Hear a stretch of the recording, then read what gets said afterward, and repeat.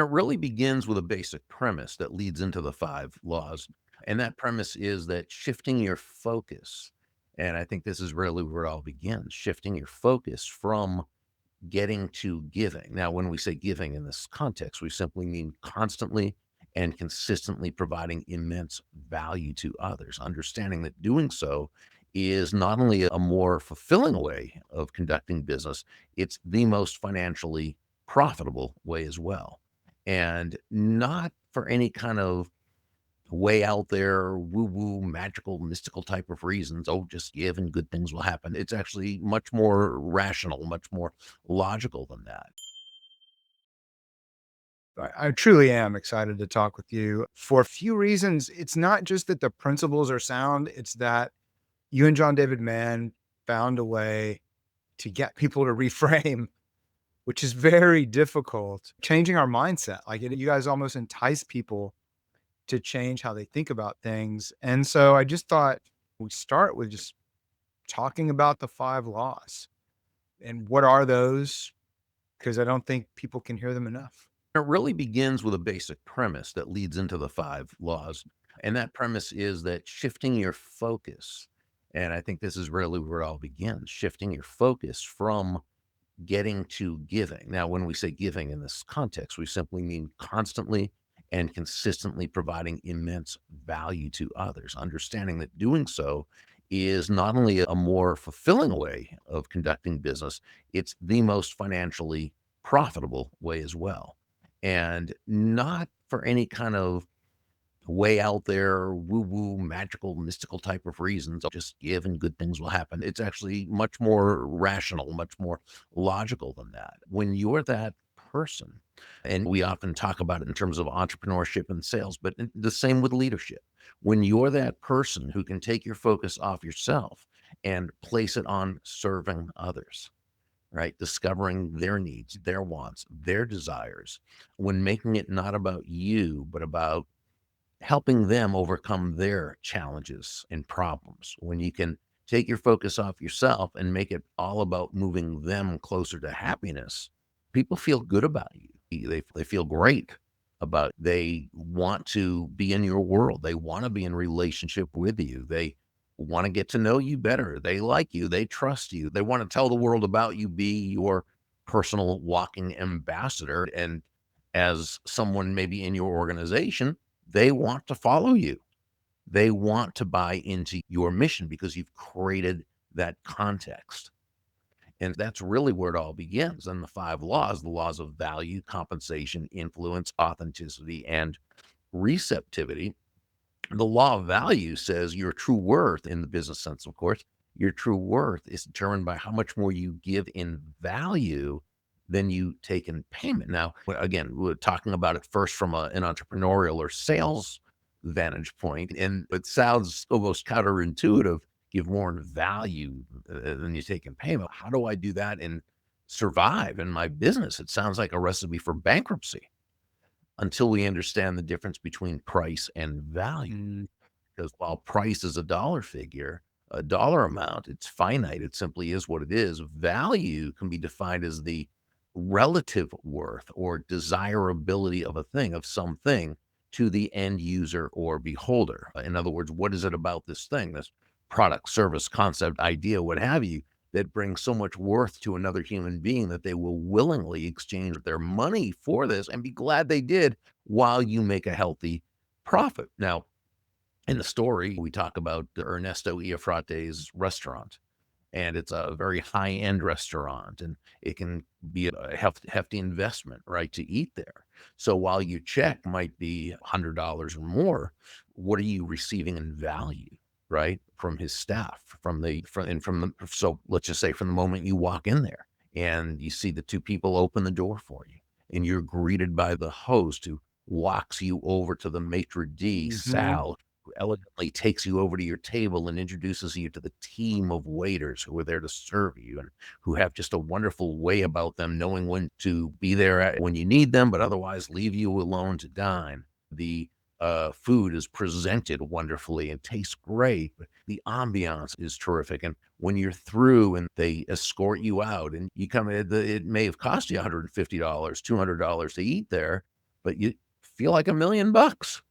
You got much more in value than what you paid. Meanwhile, of course, Ernesto, the owner, did very well. He made a very healthy profit because his cost of goods sold, his staff, his keeping the restaurant open obviously cost a lot less than what he charges. And of course, the wait staff who gave their time and energy, but received a nice tip as well as what they paid. So everybody wins. And so in that, when your focus is on providing so much immense value, right, then everyone, both the buyer and the seller, come away better off afterwards than they were before, right? And that's really what the law of value is all about. Now, as a leader, right, what kind of environment do you create for those in your team Mhm. that allows them to work in your organization and feel so great about it? And whether it's that sense of autonomy, that ability to grow and to learn and to be equipped for success and even more success down the line, the relationships that are built, the feeling they get of being something part of being something bigger than themselves, as well as what they're paid in terms of salary and other benefits at all.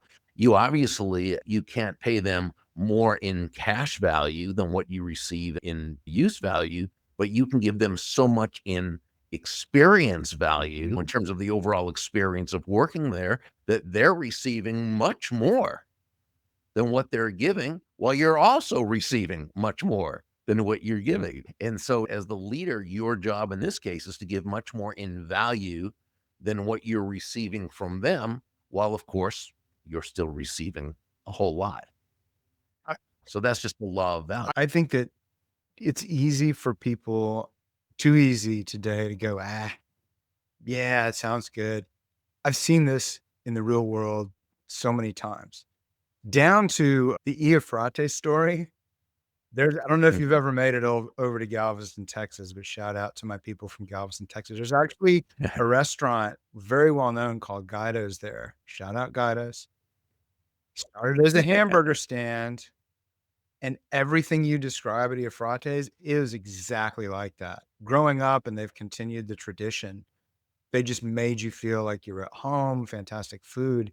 So, not just that micro story is real, but what I've seen with leaders and the leaders I've certainly worked for and the leaders I see be most successful, even when they're giving feedback that's constructive feedback versus saying, "Attaboy," it's an act of giving. "Hey, I know that you're committed to improving here.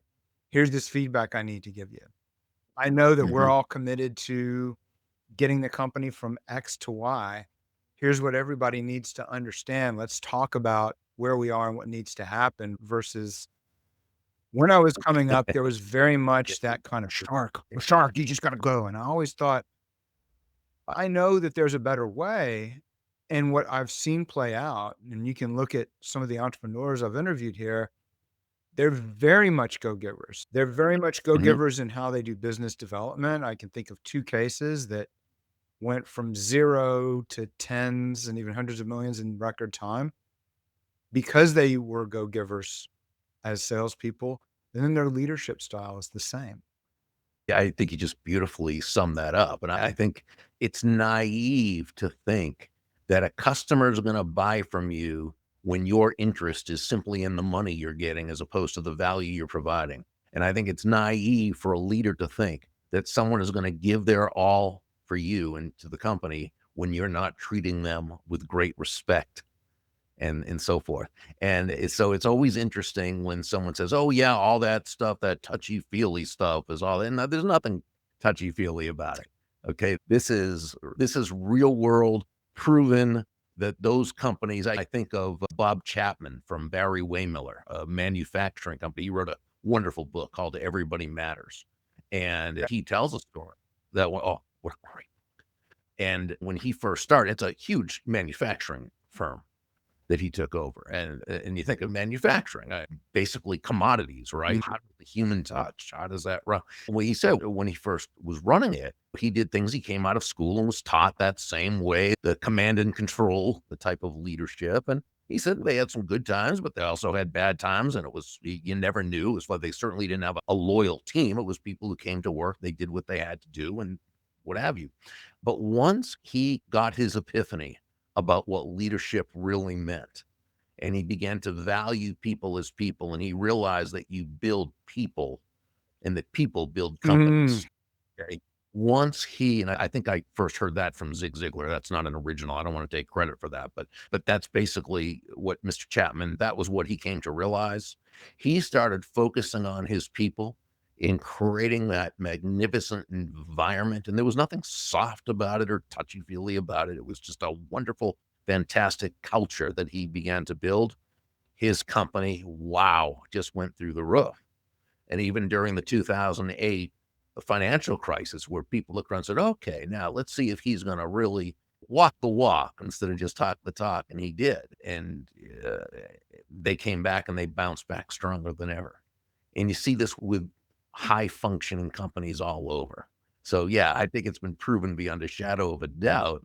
And again, to think that it could operate sustainably, successfully in any other way, I just think is counterproductive. The command and control kind of archetype is military, right? But the veterans I've met, and been fortunate to spend time with former special forces officers. They're the most personable, go-giving people and epitomize go-giving. Even after they're getting out, they're doing just a mind-blowing amount of things for the community and everything else. But through some work with a nonprofit I did, I got to have just a quick Zoom meet.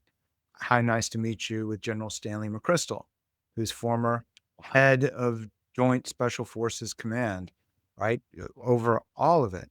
And what was fascinating and humbling, and what struck me most about that call, we're on Zoom, and he would stop. And if it was you, he'd say, Bob, it's such a pleasure to meet you, and something just to acknowledge you. And it was, you felt seen and heard. And not that I'm usually evaluating that. I was just like, "Wait, what? I didn't expect that." And then I watched him do it. It was a Q&A session. So, shout out to Warrior Rising, fantastic nonprofit for everybody to check out. They help veterans start businesses. General McChrystal came on to do a Q&A session, and the range of people, you had people that, like, had knew nothing about business asking questions where I remember thinking, "Ooh, that was left field." And yet he would say, again, "Scott, first of all, thank you for your service. I really appreciate you." And not in, I mean, it just, you felt it, right? And Yeah. then, Yeah. no matter how mundane or potentially silly the question was, he would talk the person through the answer. And this is one of, I think, one of the greatest leaders, like, I ever got to be around. But it Yeah. was shocking, Bob. It was shocking. Like, I really re-examined myself heavily. Like, when do I ever deserve to not give at that level as a leader if this guy's gonna do that? Yeah. Yeah, exactly. What a great example of leadership. It brings up that people skills is such a differentiator. Mhm. You can get to a certain level of success through raw talent, through hard work, through showing up, through resiliency. Absolutely. And those are product knowledge. Those are very important. Okay. And you can get to a certain very legitimate level of success through those. But in order to break through to that next level, okay, that stratospheric level, if you will, you've got to have people skills, and they've got to come from the heart. They've got to be sincere. You just can't fake that for too long. You can fake it for a little bit, okay, but not sustainably.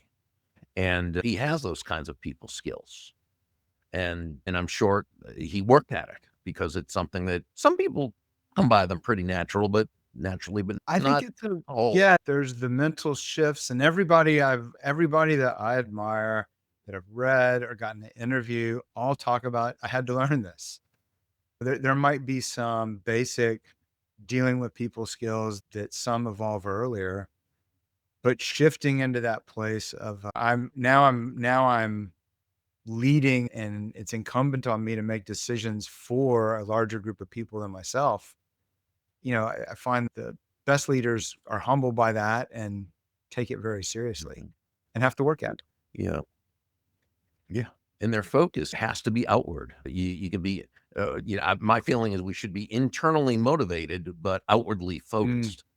And when we talk about influence, and the great leadership speaker and author John Maxwell said, leadership is influence, nothing more, nothing less. So, what is influence? Influence can be defined as the ability to move a person or persons to a desired action, usually within the context of a specific goal. By definition, Mhm. that's influence. But I would say, and John David Mann coined this, John, my Mhm. co-author of the Go Giver series, and he's such a wordsmith. It's amazing, it's wonderful. But he said, but the substance of influence is different than the definition. The substance of influence is pull.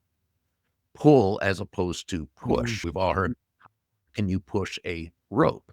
And the answer is not very, at least not very fast or very effectively, which is why great leaders, great influencers, they don't push.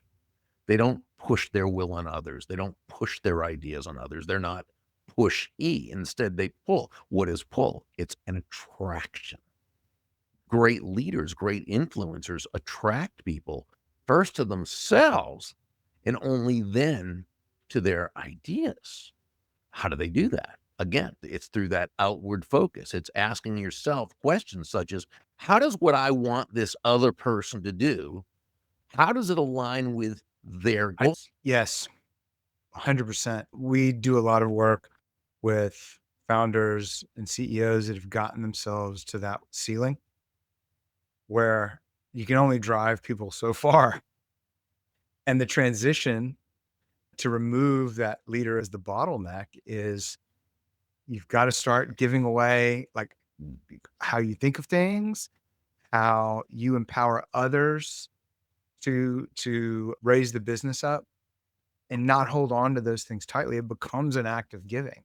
And I don't feel like when I say that, it makes it again sound too woo, but it really is. You're not going to do everything for the business anymore. You're going to build a team and you're going to build a business and set people up to raise that up because that's aligned with their goals.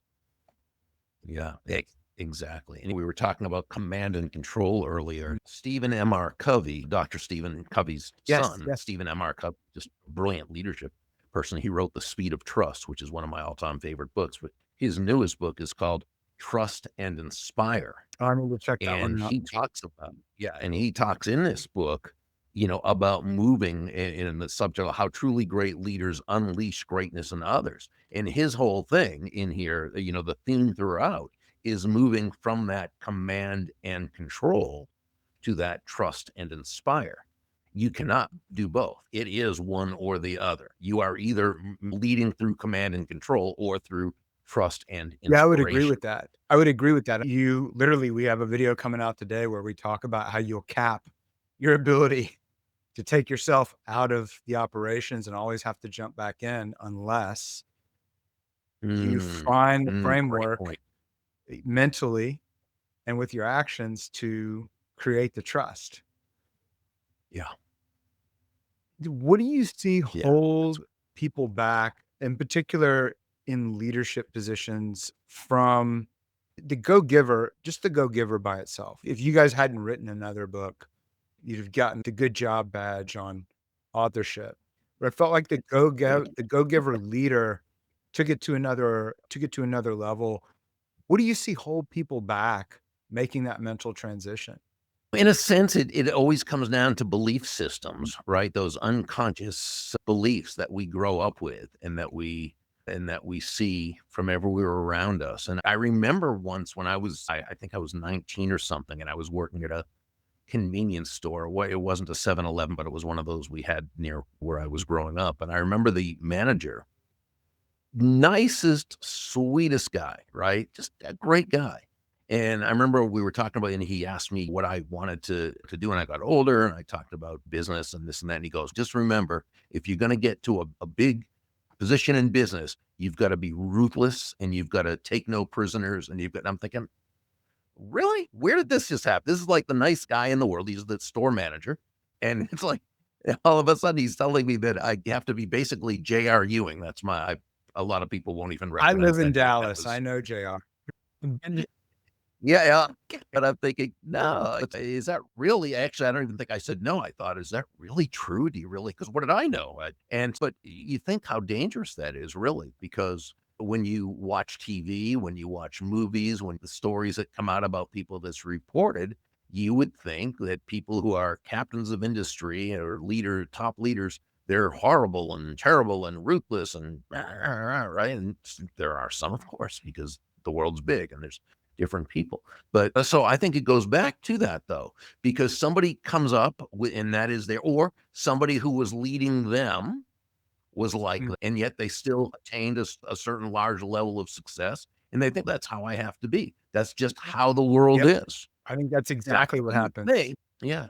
Now you think logically, with all the teachings out there, the books from people who've been fantastic, huge leaders who have proven beyond a doubt that's not the case, you'd think it would that people would grab onto that, but no, beliefs die hard.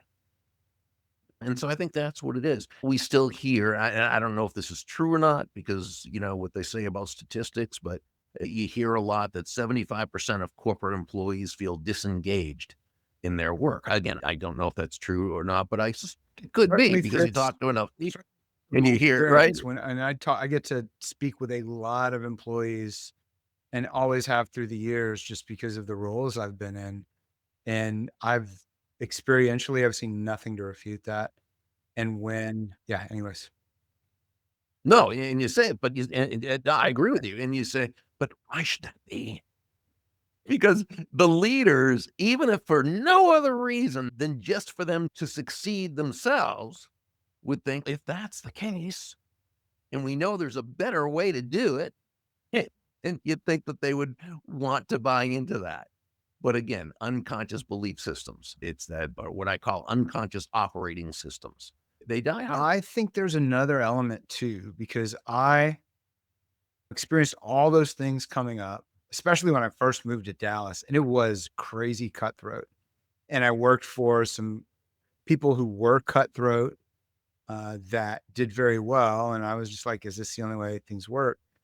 I think when you swing to the opposite side of that sometimes, which is I'm going to just do everything so opposite, it's easy to fall into the opposite of that is just being nice to everybody and having everybody like me. And one thing Yeah. that's helped me to understand is that the game isn't to get people to like you. The game is to give them value.